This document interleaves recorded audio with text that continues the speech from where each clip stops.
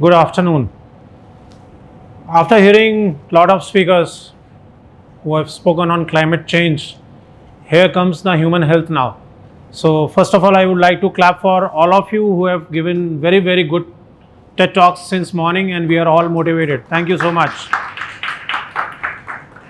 So, how human health is affected by the climate change? We have been noticing this climate change since ages, and we have enjoyed the nature. At one time, if you just can guess what part of country is this? This part belongs to Rajasthan, and Rajasthan has got Chambal in it. So this is the only city in Rajasthan, Kota, where Chambal flows at backyard, and you can very well see that how beautiful the environment look like. And this is somewhere around 35 years back, when in Delhi there was clean air everywhere. So that's why I am here to represent from the medical side how the climate change is affecting the health of the people and how the medical field is also affected by this climate change. So these are the 8 parameters which I could gather. Then when there is air pollution, there will be some kind of diseases which is common known as asthma, cardiovascular diseases will be there. Then severe weather conditions are going to have injuries, like we see lot of cascades where earthquakes and all those things happen, along with mental health implications. Extreme heat is going to give us heat stroke. In summers, we know that we get so much of heat waves in this northern part of the country, and we get heat strokes along with the cardiovascular diseases. And once the environmental degradation starts taking place, the whole of the animal population and the human population, they are forced to migrate. Just now before me, there was a speaker speaking about Lakshadweep Islands. So Lakshadweep Islands may be forced to migrate to some other place in future time if the ocean level is starting increasing, and that is actually happening with animals at present at our place. Water and food supply impacts, they are going to give us lot of diseases like malnutrition. We have seen this malnutrition in African countries very evident, and lakhs of population are suffering from this malnutrition and diarrhea. And once we come to the new form of diseases, before 2000 we hardly heard about the viral diseases, only we heard about cold, common flu. But now the huge era of viruses is coming up in the form of different type of diseases, and they are sitting on different type of vectors, causing different type of diseases like chikungunya, hantaviruses, and also the formation of lots of allergies because of these things. And the water quality impacts, you all know, is going to give us diarrheas. So disasters are more frequently happening now. I don't say they never happened before, but now it is happening more frequently. And once it happens more frequently, we have seen in Uttarakhand. This is Kerala, where last floods had come, and then we had frequent hurricanes now, forest fires, and just 2 days back, when we were maybe some of us sleeping, Nepal was under severe earthquake, more than 100 people died. So these are more rampant now. The disasters which are coming are more rampant. They used to happen before, but now again they are coming up. Mosquitoes. So mosquitoes is an important inhabitant of this earth, and whatever means we have taken to get these mosquitoes eradicated, I think we are not successful, and they are growing again and again. And India as per se is suffering from dengue fever. Now dengue used to come 4 years. Every 4 years it used to come, but now it is coming every year. For the last 5 years it is coming every year. Malaria has gone big. It is taking the part of a cerebral malaria. Brain is affected. And these mosquitoes, they used to act like a rider. The parasite used to ride on them. They go to humans, and once they go to humans, they will infect and we get treated. But it was with the parasites. But now what has come is the Zika virus. Now these mosquitoes are taking part in riding and transmitting multiple viral infections. So that's why the humankind has to be very, very careful about this viruses again. This is the today's AQI index in the morning of 419, almost double, and it comes under the severe category of bad air quality. And this bad air quality, whether it is there in the form of air pollution, whether it is there in the form of smoking, it is causing trouble for small children. It is causing trouble to elderlies and to the pregnant ladies and the newborn infants also. And the result of this is that lung cancer is on the rise now. India has been struggling with cancers, and in India now lung cancer is coming to the position number 3, although in the worldwide lung cancer is the number 1 killer amongst all the cancers. So that's why now we are going to have approximately 1 lakh patients of lung cancer every year. And once I heard that there was an epidemic in Spain, and now the epidemics are more frequent, so we have been hearing about so many epidemics, but we never heard about the pandemics. So the pandemics are coming now, and the emergence of new diseases is there, and these diseases are basically related to zoonosis. So zoonosis, some examples I am giving you, like with the rats will move out of their normal population and they will go to other population, other habitat where they are not well versed with. So they are going to get infected with so many diseases, and this disease is going to be transmitted to humans. So zoonosis takes place with scrub typhus, leptospirosis. So many diseases has been now on the rise, where we used to have sporadic cases. Once in a blue moon एक patient आ जाता है, but now every now and then we are getting patients from leptospirosis and scrub typhus. And this is the latest picture which you all must be remembering, like Junagadh had floods, all the lions from that sanctuary, they entered into the city, and this lion, they have entered into a hotel also. So what will happen if we get caught with these lions? And this, I think, still is a cause of worry for all of us. These are the bats which have created havoc in the form of COVID-19 virus. So this is the place from where this whole thing started, animal market of Wuhan, where now it is closed, shows closed, but actually it started from here, where all the infected meat from coronavirus started infecting all the people of China. And maybe this is the laboratory from where there was a leak, but we don't know. It is China. All news is contained into one country, so we are not very much aware. But we were affected, infected, and COVID virus came to us on 27 January 2020 in the city of Thrissur in Kerala. So this lady walked in to a hospital with dry cough and fever. And 4 days back she had come from Wuhan, and when we asked her, then she said that I never went to the meat market of Wuhan, but obviously I traveled in a train where a lot of people were infected with URI, upper respiratory infection, so maybe I caught from there. Although she was discharged in 15 days, 20 days time from the hospital, but by the time the virus had, I think, spread. But what happened after the first phase was this, that maybe we took it very leniently. We were still enjoying our parties despite the government guidelines. We hardly bothered to listen to the government guidelines, and we were involved in marriages, we were involved in birthday parties, we were enjoying life by going to the streets to buy shopping and celebrating our festival. How can we leave our festivals? If the virus is okay, but we have to do our shopping. So that's how the virus was spread by all of us.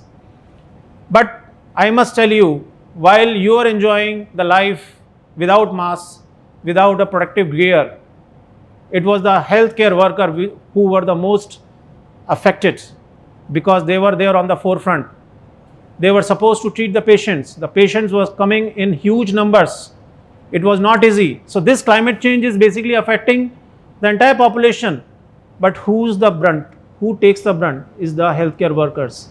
So we were just like a soldier on the front without a gun, because we also did not have that much of protective gear with the number of patients coming during the first phase.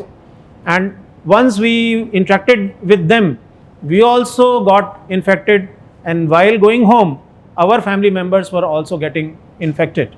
So all these measures for COVID-19 were suggested and we started following them. But these lack of gears troubled us till the second wave had come. So not only the gears, but manpower also very less. So I give you an example, like what happened was that you have to be in the gear, in that gown which you must have seen with the protective gear, and all over the place it was totally tight, there was no air to breathe. So you have to be there for duty for 8 hours, and during this 8 hours you just cannot go to any place, you cannot take out. If you want to go to the washroom, people used to wear diapers at that time, and they cannot go to the washroom, they used to sweat like anything inside. And after 8 hours of duty, they used to take out that protective gear. So we changed the gear to 6 hours time, duty was changed to 6 hours time, but that also was not sufficient. Multiple duty timings, and we did not have so much of manpower at the hospital to take care, because every shift needed at least 10 to 15 healthcare workers, including 4 doctors and 10 to 15 nurses. So that's how the whole problem of manpower started. But by the time we grew with time, the government was able to arrange the gears to us to fight the COVID virus. And the second problem which came to fight this was actually the changing guidelines. Sometimes they used to say that take chloroquine, you will be happy. Sometimes they used to say that take some herbal medicine. It was okay that you take a herbal medicine, it was okay. But what happened ultimately was nothing was curable, and as usual 0.5% of the government's budget is being spent on health, and it has got the last priority. So that's why lack of hospitals, lack of medicines, lack of infrastructure was basically creating trouble. All hospitals were full at that time, ICU started getting full, and we converted the football fields also and stadiums also into the residential area for hospitals to take over the hospitals, because there was no place. At Ghaziabad also we had no place, and there was a long queue of so many patients. So healthcare workers were under tremendous pressure, and some left their jobs because their families told them, don't do this job, otherwise you will infect us and we will also get killed. So there was a terror at the back of the healthcare workers also. So working was there obviously under stringent conditions. They were stressed, tired, and ultimately many expired. Many actually expired. So this is the data which we have got no clue how many doctors expired, how many healthcare workers, sisters, ward boys expired. But some of the agencies, they said that more than 800 doctors died, and all over the world up to 1,80,000 healthcare workers, they died during this struggle. So there were myths while we were taking care of this climate change, coronavirus, and these myths were like this, that can COVID be transmitted through goods produced in countries which is coming to India? Yes or no? How can we be sure that our clothes are not carrying the coronavirus? So what we started doing, we started pouring hypochlorite solutions on ourselves, taking bath with hypochlorite solution, and all our clothes became off colored. So we stuck to some 4 or 5 type of clothes we used to wear daily, because this hypochlorite solutions were coming daily to us. So many myths were there. Can garlic prevent coronavirus, and some things, but nothing actually seemed to be working, and even people started spraying alcohol on them. India came under the first lockdown, and then we felt there is a need of medical leadership. Unless and until the medical leadership is taken care by the health professionals, this climate change, this work on climate change will be always incomplete. So that's why it is very important that while climate changes, it is the safety of our citizens that we have to take care. So here we took charge, and we started a 24/7 teamwork, where so many things were there, like dedicated duty hours. Hospital planning was done in a perfect manner. कहाँ से घुसना है, कहाँ से निकलना है. There were different corridors, and then all joined hands with us. And once we joined hands, we came under second type of struggle. People, after doing the duty, they did not want to go to their homes, because They felt that they are going to infect their parents, their wives and children. So we asked for hotels. Hotels were not with us, but some hotels they obliged after the pressure of the government, and after that there were poor food conditions because all the cooks had run away to their villages. So there were people who did not know how to cook. So we used to eat all burnt rotis and all those things, but that was the time. And then we had separate transport for them so that they can come from the hotel and go back to the hospital. Sanitization was a big thing because the entire hospital has to be sanitized. Then second problem came that all the workers, they had to be quarantined for 2 weeks to 3 weeks. So this 2 to 3 weeks, we are deficient with the manpower now. So we have to arrange additional manpower to cover that 2 to 3 weeks. And the hospital care workers, they also got infected with COVID virus. So we had to take care of them also. So ultimately, this took a large toll and we used to increase our manpower, and similarly, they were getting ill also. Oxygen. Only thing which was crucial in this climate still is oxygen. Oxygen is something which was deficient. We sent our truck to load oxygens from a oxygen center at 3 p.m. Till 11 p.m. the oxygen cylinders were not loaded, and we had supplied till 12 in the midnight. We are calling the truck person and our professional over there, how much time you are going to take? At 12, 350 lives will be there at stake in one hospital. And he was not able to get that access. Ultimately, he loaded the oxygen cylinders at quarter to 12. He drove the vehicle like anything. Sirens started beeping. Oxygen levels started coming to 35%, 30%, 25%. At 12:05, the truck reached and the oxygen supply was replenished. So this is how we could save those 300 plus lives. Otherwise, if the truck would have come at 12:15, there would have been no oxygen and all the patients would have been struggling. Dead bodies, so many dead bodies we had to put in the bag, but nobody was willing to open the zip of the bag and show the face whose dead body is there, because nobody from the family side, nobody from the hospital side was willing to open the bag again because it is fully loaded with viruses. Very difficult to handle and very difficult to dispose the dead bodies also. And the last part was managing the relatives was a troublesome task. So this climate change has created a havoc in the form of this COVID virus, and the last respite was vaccines. But I tell you, in the first phase of 15 days, no citizen, no doctor was actually interested in getting the vaccines on themselves. On the first day, when our beloved Prime Minister announced the vaccine, I took the vaccine at 5 p.m. because I was trying to arrange so many doctors to get the vaccines. But by 5 p.m., my number of vaccine was only 17th. Everyone wanted to see first you take the vaccine, then we'll see, and then we'll go for the vaccine. So this was the whole problem, and we started educating people. So education is very important for this climate change, for this COVID virus, and all the sorts of techniques, whether it was a kind of public lecture with the police personnel, with the healthcare workers, or teaching them how to do a hand washing technique properly, because the hand washing is the ultimate aim which everyone should follow, and it is going to get rid of so many infections for you.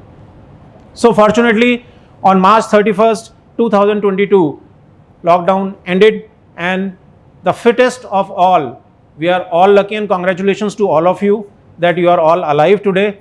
And but my prayers for all those 5 lakh people who expired because of COVID.